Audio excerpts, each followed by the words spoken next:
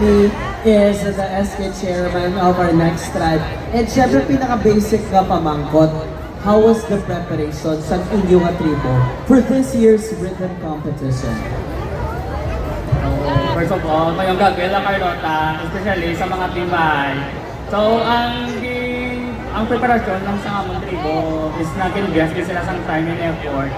At ang masay ng ginamon as a tribe sa bilog na Carlota, just sit and feel the beat. Just sit and feel the beat. What made you say na just sit and feel the beat? May mga abangan kami? Or mensahe mo na lang sa atin na tribo, sa mga drum beaters natin na mag-perform in the one? Of course, na-create din ang pride namon sa rhythm, no? But ang mabangko lang sa ila is enjoy lang nila ang hindi na Thank you so much, sir. Janet Martin, please take it away.